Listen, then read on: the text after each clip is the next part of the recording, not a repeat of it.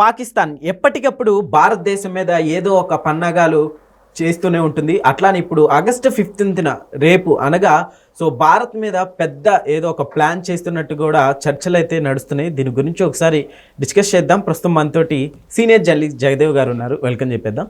Hello sir. Pakistan Bharat మీద ఒక పెద్ద స్కెచ్ వేయబోతుందనే చర్చలు నడుస్తున్నాయి సార్. అసలుకి ఏంటి? అంత సీన్ లేదండి ఎదవలకి. అంటే స్కెచ్ కాదు, ఊరికే ప్రేలాపనలు. అంటే కింద పడ్డా, ఇది పోసుకున్నా, అన్ని మూసుకొని వెనక్కి వెళ్ళిపోయినా, బయటికి మాత్రం ఏదో మరి అప్పిచ్చేవాడు ఉండాలి కదండి. ఇప్పుడు అప్పిచ్చేవాడు రావాలంటే ఏదో మేమే తక్కువ, మాకు ఆ పవర్ ఉంది ఈ పవర్ ఉందని చెప్పుకోవాలిగా. సో షహనాజ్ గారు ప్రధానమంత్రి, పాక్ ప్రధానమంత్రి ఏం చెప్తున్నారంటే, అంటే స్వతంత్రం మనతో పాటు వాళ్ళకు కూడా కదా. సో ఆర్మీ రాకెట్ లాంచ్ అని ఏదో ఒక టీం రెడీ చేయబోతున్నాడు సపరేట్గా, రాకెట్లతో అటాక్స్ చేసేలాగా. అంటే ఊరికే ఏదో ఒకటి చెప్పాలి, పాకిస్తాన్ యొక్క పరువు నిలబెట్టుకోవాలి, దేశం మీద ప్రజలకు ఉండే విశ్వాసాన్ని సన్నగిలకుండా కాపాడుకోవాలి అని అంటే ఆ మాత్రం ప్రయత్నం చేయాలి ఒక రాజకీయ నాయకుడిగా. నిన్న ఇప్పుడు 12-13 ఆగస్టు 12 ఒక అటాక్ జరిగింది. ఊరికే రైఫిల్స్ తీసుకొని కాల్పులు జరిపారట. 40 మంది చనిపోయారు. అందులో 8 ఏళ్ళ ఒక అమ్మాయి కూడా ఉంది. పిచ్చి, వేలం వెర్రి, శాడిజం ఏమిటో మరి ఆ చెత్త అయిన ఒక ఆలోచన, దుర్మార్గపోయిన ఆలోచనలు. మొన్న ఒక ఆవిడ ఒక వీడియో చేసి పెట్టింది. చిన్నపిల్లలు 6-7 ఏళ్ళు లేదా 5 నుంచి 10 ఏళ్ళ మధ్యలో ఉన్న పిల్లలు రోడ్డు మీద ఆడుకుంటుంటే వెళ్ళి ఆ అమ్మాయిలకి పైశాచికంగా రోడ్డు మీద నడిచెళ్ళిపోతున్న ఎదవలు ఆ అమ్మాయిలు పట్టుకొని ముద్దులు పెట్టేసి ఎక్కడ పక్కడ టచ్ చేసుకొని వెళ్ళి అది అక్కడ పాకిస్తాన్లో జరిగింది. అటువంటి దుర్మార్గపు నీచపు మెంటాలిటీ ఉన్న యధవులకి ఇంకెలా ఉంటాడు? యథా రాజా తథా ప్రజ. ఆ రాజు అలాంటి వాడే, ప్రజలు అలాంటి వాళ్ళే. సార్, ఈ అటాక్ అనేది నిజంగా ఇప్పుడు అసలుకి చేయగలుగుతారంటారు? భారత్ ఎంత ధైర్యం ఉందనుకో. లేదు, తేట తెల్లం అయిపోయింది, ఫ్రీ. ఎందుకంటే అందరూ ఆపరేషన్ సింధూర్తో ఇంకా వాళ్ళకి పోయించారు, ఇంకా తుక్కు రేగొట్టాలి, ఆపేశారు అనవసరంగా అనుకున్నారు. కానీ మనం అలా పెట్టుకుంటే రెగ్యులర్ యాక్టివిటీస్ ఆగిపోతాయి. భారతదేశ అభివృద్ధి జీడిపిలో 2వ స్థానానికి రావాలనుకుంటున్న కొన్ని ఉన్నాయి టార్గెట్స్, అవన్నీ మెల్లగా తగ్గుతాయి. ఇంకోటి ఏంటంటే వాళ్ళు పహల్గామ్ మీద దాడి చేసిన ఆ యధవలు, ఒకటి మనల్ని అభివృద్ధి చూసి తట్టుకోలేక, రెండవది టూరిజం మీద దెబ్బేయడానికి. ఇప్పుడు మెయిన్ పహల్గామ్కి సంబంధించి అమర్నాథ్ యాత్ర, తర్వాత ఈ చార్ధామ్ యాత్రలు, ఇవన్నీ ఇప్పుడే కదా స్టార్ట్. అమర్నాథ్ యాత్ర అంటే ఆల్రెడీ క్లోజ్ చేసేసారు అనుకోండి. ఈ చార్ధామ్ ఇవన్నీ ఏంటంటే ఆల్మోస్ట్ దీపావళి వరకు ఉంటుంది. ఏది గంగోత్రి, యమునోత్రి, కేదార్నాథ్, బద్రీనాథ్ కలిపి. సో వీటన్నిటి మీద అటాక్స్ ఒకసారి ఏదో ఒక అటాక్ జరిగితే అమ్మో జరుగుతుందేమో భయపడి ఆగుతారు కదా, దానివల్ల ఇన్కమ్ ఆగుతుంది కదా. సో ఇట్లాంటి, అంటే ఎట్లా చెప్పాలి, వాడికి తినడం చేత కాదు, తింటే చూసి వారం లేడు. అట్లాంటి కక్కుర్తి బుద్ధితో కూడిన పాకు. మొన్న కూడా వాడెవడు మునీర్ సైనికాధికారి యుఎస్ వెళ్ళాడంట. అక్కడ కూడా అక్కడ పెద్ద బిల్డప్, సింధు నది జలాలు మాకు రాకపోతే మీరు దాని మీద ఇంకో డ్యామ్ కడితే చూస్తాం ఒకేసారి లాంఛర్లతో పేల్చేస్తాం అన్నాడు. మరి మొన్న పేల్చలేకపోయాడు. వాడు కరాచీ పోర్టుని, వాడు ఎక్కడైతే అణుబాంబులు దాచాడో దాని చుట్టూ ఉండే రన్వేని, వీటన్నిటిని కూడా మన వాళ్ళు ధ్వంసం చేసి పడేశారు with in the span of 12 hours. కేవలం ఒక రాత్రి 12 గంటలలో మొత్తం వేసి లేపి పడేశారు. ఇంక బయటికి రావడానికి లేదు, రన్వే ఇవ్వడానికి లేదు, కరాచీ పోర్ట్లో వెహికల్స్ అన్ని దింపడానికి లేదు, ఆ కార్గో వెహికల్స్వి. ఇంత చేసేసినా బయటికి మాత్రం మేకపోతు గాంభీర్యం, మేము చేసుకుంటాం. అది చాలదన్నట్టు ఆ పహల్గామ్ ఎవరైతే ఏ కుక్కలైతే వచ్చి కాల్చాయో, ఆడవాళ్ళని ఎదురుగా మగవాళ్ళ ప్రతాపం చూపించుకొని ఆ కుక్కలను మొన్న భద్రతా సిబ్బంది మట్టు కనిపించారుగా. ముగ్గురిని కుక్కలు కాల్చేశారుగా. అంత కసి మీద ఉన్నారు. పైగా కేంద్రం కూడా ఫుల్ పవర్స్ ఇచ్చేసింది, ఏమి చేయలేకపోతున్నారు. ఒకటి మ్యాన్ పవర్ మనకి పవర్ఫుల్, పైగా సువిశాల దేశం. దానికన్నా పైగా ఇప్పుడున్న ప్రభుత్వము చాలా రకాలుగా ఆలోచిస్తుంది. ఒక్క యుద్ధం అనే యాంగిలే కాదు, యుద్ధంతో పాటు చుట్టుపక్కల దేశాలని సఖ్యతగా కాపాడుకోవడము, స్నేహస్తం అందించడము, ఎవరైనా మన మీద అటాక్ చేస్తే వెంటనే వాళ్ళ నుంచి ఒక సహాయం పొందడము. ఇప్పుడు మన మీద అటాక్స్ జరుగుతాయి అంటే వితౌట్ ఎనీ పెర్మిషన్ ఇమీడియట్గా మనకు సపోర్ట్ ఇవ్వడానికి రష్యా, ఇజ్రాయెల్ ఎప్పుడూ ముందుంటాయి. ఎస్.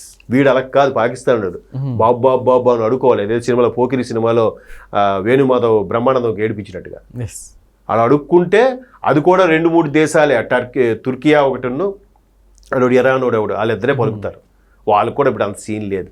ఆ తుర్కీ వాడికి ఏదో మనకేదో సప్లై చేస్తున్నాడు, వెంటనే ఆడిని కట్ చేసి పడేశారు. ఆడికి ఎంతో నష్టం వచ్చింది, నెలకి ఎన్నో కోట్ల నష్టం ఉంటాడికి ఇప్పుడు ఆ బిజినెస్ కష్టం వల్ల. సో బయటికి మాత్రం బిల్డప్ ఇస్తున్నారు.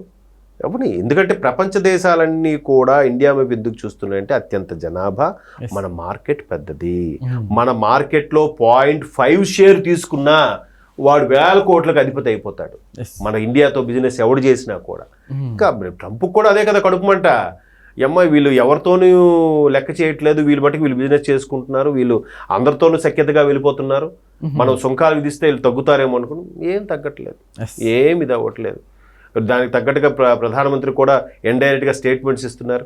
రేపు మరలా ఈ సెప్టెంబర్ ఎండింగ్కో ఎప్పుడో ట్రంప్తో ప్రధానమంత్రి మోదీ గారు మీటింగ్ కూడా అవ్వబోతున్నారంట, యూఎస్ వెళ్తున్నారంట. సో ఇట్లా ఏది ఏమైనా వాళ్ళకి కూడా తెలుసు భారతదేశం యొక్క సత్తువ ఏంటో తెలుసు, భారతదేశంలో ఎటువంటి సంపద ఉందో కూడా తెలుసు. కాకపోతే మన దగ్గర ఉండే కొంతమంది పరదేశీయుల బిల్లలకి చిల్లరకి కక్కుర్తి పడే ఎదవులు ఉంటారు కదా, వాళ్ళతోనే మనకి భయం తప్ప రిస్క్. కానీ వీళ్ళు ఎవరేం చేసేది లేదు. ఈవెన్ చైనా వాళ్ళు కూడా రేపు సెప్టెంబర్ 1కి ప్రధానమంత్రి వెళ్ళి మాట్లాడబోతున్నారు. చైనా వాళ్ళు కూడా వెనక నుంచి కాలు దువ్వినా ఫ్రంట్ నుంచి అంతగా పెద్దగా ఏమీ డైరెక్ట్ అటాక్ అయితే ఎవరు వాళ్ళు. పాకిస్తాన్కి మెయిన్ చాలా దారుణంగా ఉందండి. అక్కడ వాళ్ళే పీక్కు తింటున్నారు. సైనిక అధికారులందరూ కూడా రియల్ ఎస్టేట్ వ్యాపారం చేసుకుంటున్నారు, బెదిరించి అది ఇది చేసి. మరోవైపు బలోచిస్తాన్ వాళ్ళు అటాక్స్ చేస్తున్నారు పాకిస్తాన్ మీదకి. ఇంకేం చేస్తాడండి వాడు? వాడికి చెంపదెబ్బ కోడదెబ్బ రెండూ అయిపోయి. మనం ఆపరేషన్ సింధూర్ స్టార్ట్ చేసినప్పుడే బలూచిస్తాన్ వాడు కూడా వాడు ఒక కొంత ఏరియా ఆక్యుపై చేశాడు, ఒక ఏదో ఎయిర్పోర్ట్ రన్వే కూడా తీసేసుకున్నాడు బలూచిస్తాన్ వాడు. వాడు ఎప్పుడు దొరుకుతాడా పాకిస్తాన్లో వేసేద్దామా అని చూస్తున్నారు బలూచిస్తాన్ వాళ్ళు. ఇంకేముంది వాడికి? ఆఖరికి మనం ఆపరేషన్ సింధూర్ ఆపమని చెప్పి దుబాయ్ సేట్నో దుబాయ్ రాజునో మొత్తుకుంటే ఆయన మన సైనికాధికారులకు ఫోన్ చేసి కొద్ది చూడండి, కన్సిడర్ చేయండి అంటే అప్పుడు మన వాళ్ళు ఆగారు. అది కూడా వీడు ఆర్మీ అధికారి వీడు మన దగ్గర ఉండే చీఫ్తో మాట్లాడి రిక్వెస్ట్ చెప్తే అప్పుడు ఆగారు. సిగ్గులేదు, మళ్ళీ బయటికి మాత్రం స్టేట్మెంట్లు ఇస్తారు. ఆ ట్రంప్ గాడు వచ్చి నేనే ఆపాను, నేనే ఆగమని చెప్పాను, సీజ్ ఫైర్ ప్రకటించాను ఏదో చెప్తాడు. ఎవరు రాజకీయ స్టేటస్ అది, అంతర్జాతీయ రాజకీయాలు అదొక డిఫరెంట్గా ఉంటాయి. అదొక ఎట్లా చెప్పాలి, కేవలం ఆధిపత్య ధోరణి కోసం మాత్రమే. నేనే పోటుగాడిని, నేను చెప్పినట్టు అన్నీ వింటాయి అనుకోవడానికే అమెరికా వాడు ఎప్పుడు నేనే గొప్ప అనుకున్నప్పటికే ఆ రోజులన్నీ అయిపోతాయి. వాడు అలాగే చేస్తాడు కూడా. సో ఇప్పుడు అమెరికా వాడు తోడుందేమో అనుకొని వీడు ఫీల్ అవుతున్నాడు తప్ప మనకు బరిగేది ఏమీ లేదు. వాళ్ళందరూ మేకపోతే గాంభీర్యమే. కాకపోతే స్వాతంత్ర దినోత్సవం కాబట్టి సైనిక పీరియడ్లు ఉంటాయి కాబట్టి సైనిక పీరియడ్లో భాగంగా రాకెట్ ఆర్మీ అని ఏదో లాంచ్ చేసి మనకు తిరుగులేదు, మనం ఇకపై ఎవరు అటాక్ చేసినా మనం కాపాడుకోగలం, తిరిగి అటాక్ చేయగలం అన్నట్టుగా బిల్డప్ ఇస్తున్నారు. గతంలో మనం పృథ్వీ ఏదో ప్రయోగిస్తే వాళ్ళు ఘోరి అని ఏదో ప్రయోగించారు, మనం ప్రోక్రాన్ దగ్గర అనుభవం ప్రయోగిస్తే వాళ్ళు కూడా ప్రయోగించారు, మన సొంత పరిజ్ఞానంతో ప్రయోగిస్తే వాళ్ళు పక్క దేశం నుంచి అరువు తెచ్చుకొని అప్పు తెచ్చుకొని వాడి దగ్గర టెక్నాలజీ కొనుక్కొని ప్రయోగించారు. వాళ్ళకి మనకి కొన్ని యోజనాలు తేడా ఉంది.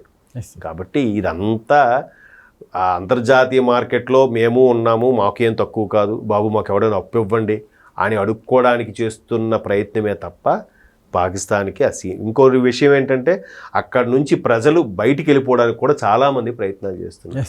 ఎందుకంటే చిన్నపిల్లలు స్కూళ్ళ మీద వ్యాన్ల మీద బాంబులు వేసేస్తున్నారు. గండ దొరికింది కదా అని వాడు ఎవడోడో కాల్ చేస్తున్నాడు. నిన్నలేదు మొన్న 40 మంది చనిపోయారు. వాళ్ళకి విచక్షణ అనేది లేదు. కాబట్టి ఇంకా దుర్మార్గపు పేదవులు అలాగే ఉంటారు.